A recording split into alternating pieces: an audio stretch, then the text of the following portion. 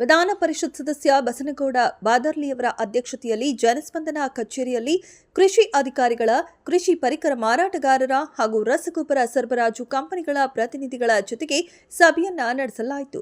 ಈ ಬಾರಿ ವರುಣನ ಕೃಪೆಯಿಂದ ರಾಜ್ಯದಲ್ಲಿ ಉತ್ತಮ ಮಳೆಯಾಗುತ್ತಿದ್ದು, ಜೊತೆಗೆ ತುಂಗಭದ್ರಾ ಡ್ಯಾಂನಿಂದ ಈಗಾಗಲೇ ಕಾಲುವೆಗಳಿಗೆ ನೀರು ಬಿಡುಗಡೆ ಮಾಡಿದ್ದು, ರೈತಾಪಿ ಜನರು ಸಂಭ್ರಮದಿಂದ ಬಿತ್ತನೆಗೆ ಸಸಿ ನಾಟಿಗೆ ಮುಂದಾಗಿದ್ದು, ಯಾವೊಬ್ಬ ರೈತರಿಗೂ ಕುಂದುಕೊರತೆಯಾಗದಂತೆ ನೋಡಿಕೊಳ್ಳುವುದು ಕೃಷಿ ಅಧಿಕಾರಿಗಳ ಜವಾಬ್ದಾರಿ ಆಗಿದ್ದು, ಇದನ್ನರಿತು ಅಧಿಕಾರಿಗಳು ಕರ್ತವ್ಯ ನಿರ್ವಹಿಸಬೇಕು ಎಂದು ಅಧಿಕಾರಿಗಳಿಗೆ ಸೂಚನೆ ನೀಡಿದರು.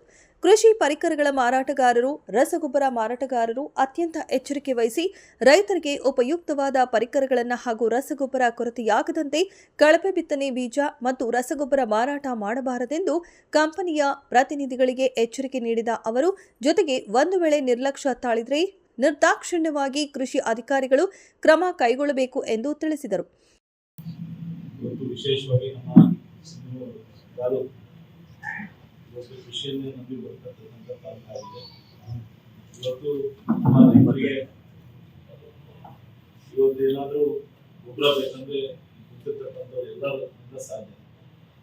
ಅಂತ ಸಮಯದಲ್ಲಿ ಇವತ್ತು ಎಲ್ಲ ರೈತರು ಕ್ರೆಡಿಟ್ ಕೊಡ್ತಾರೆ. ಕ್ರೆಡಿಟ್ ಕೊಟ್ಟಂತ ಸಂದರ್ಭದಲ್ಲಿ ಮತ್ತೆ ಬೆಳೆ ಬಂದರೆ ಅವರಿಗೆ ವಾಪಸ್ ಕೊಡುವಂಥದ್ದಾಗುತ್ತೆ. ಇಂಥ ಸಂದರ್ಭದಲ್ಲಿ ಇವರು ಬಹಳ ಪ್ರಮುಖ ಪಾತ್ರವನ್ನು ಇವತ್ತೆಲ್ಲ ಡಿಡಿಯವರು ವಹಿಸ್ತಾರೆ. ಅದಕ್ಕಾಗಿ JD ಅವರಿಗೆ, DD ಅವರಿಗೆ ಮತ್ತು DD ಅವರಿಗೆ ನಾನು ವಿನಂತಿ ಮಾಡಿಕೊಳ್ತೇನೆ ಎಲ್ಲರ ಪರವಾಗಿ. ಇವತ್ತು ಈ ಸಭೆಯಲ್ಲಿ ನೀವೇನು ಹೇಳಿದ್ರೆ ಪ್ರತಿಯೊಂದು ನಮ್ಮ DD ಅವರು ನೋಟ್ ಮಾಡ್ಕೊಂಡಿದ್ದಾರೆ. ಇದು ಸರ್ಕಾರ ಗಮನಕ್ಕೆ ತರ್ತೀವಿ. ಆಮೇಲೆ ಇವತ್ತೇನು ಯಾರ್ಯಾರು ಇವತ್ತು ಕಂಪನಿಯವರು ಇದ್ದೀರಿ, ನೀವು ಏನು ನಿಮ್ಮ ಸ್ಟಾಕ್ ಬರುತ್ತೆ 3-4 ದಿವಸ ಮುಂಚೆನೆ ನಮಗೆ ಖಚಿತಪಡಿಸ್ಬೇಕು ಇಷ್ಟು ಸ್ಟಾಕ್ ಬಂದಿದೆ ಅಂತ. ಎಲ್ಲರಿಗೂ ಇವತ್ತಿನ ನಿಮ್ಮೆಲ್ಲರೂ ಗ್ರೂಪ್ ಇರುತ್ತೆ, ಎಲ್ಲರಿಗೂ ಶೇರ್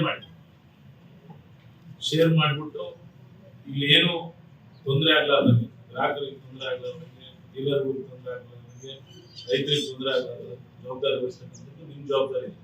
ಇವತ್ತೇನು ಯಾವ್ಯಾವ ಸೊಸೈಟಿಗಳಿಗೆ ನಿಮಗೆ ಯಾವ್ದಾದ್ರು ಸೊಸೈಟಿಗಳ ಮುಖಾಂತರ ನೀವೇನು ತಗೊಂತ ಇದ್ರಿ ಅಂಥವ್ರು ಇದ್ರು ಕೂಡ ಹೇಳ್ರಿ, ನೇರವಾಗಿ ಅಂತ ಸೊಸೈಟಿಗೆ ಹಾಕ್ಸುವಂತ ಕೆಲಸ ಮಾಡೋಣ.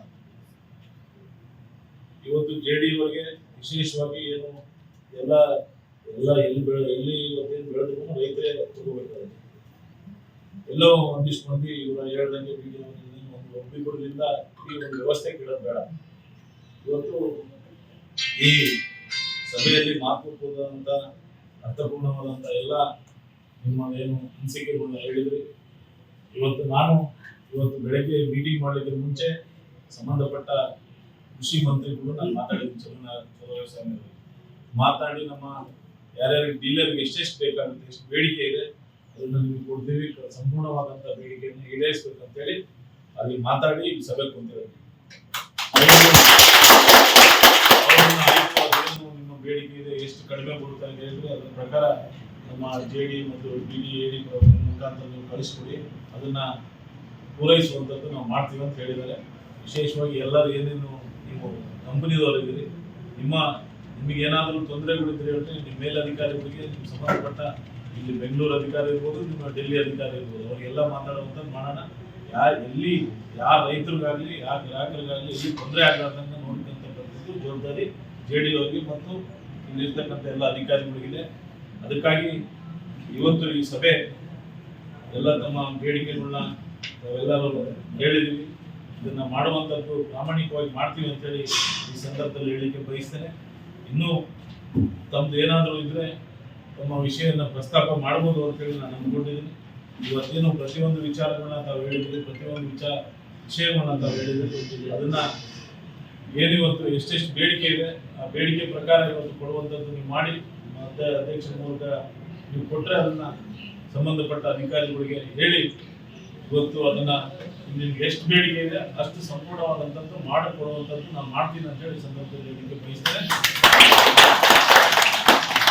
ಸಭೆಯಲ್ಲಿ ಕೃಷಿ ಇಲಾಖೆ ಜಂಟಿ ನಿರ್ದೇಶಕರಾದ ಪ್ರಕಾಶ್ ಚೌಹಾಣ್, DDA ನಹೀಂ ಹುಸೇನ್, ADA ಮಲ್ಲಿಕಾರ್ಜುನ, ರಸಗೊಬ್ಬರ ಮಾರಾಟಗಾರರ ಸಂಘದ ಅಧ್ಯಕ್ಷ ಭೀಮನಗೌಡ ನಟೇಕಲ್, ಗೊರೇಬಾಳ, ಕೃಷಿ ಸಮಾಜದ ಅಧ್ಯಕ್ಷ ಹೊನ್ನೇಗೌಡ ಬೆಳಗೂರ್ಕಿ ಸೇರಿದಂತೆ ಹಲವರು ಉಪಸ್ಥಿತರಿದ್ದರು. ವರದಿ ಸೈಯದ್ ಸಿಂಧನೂರು.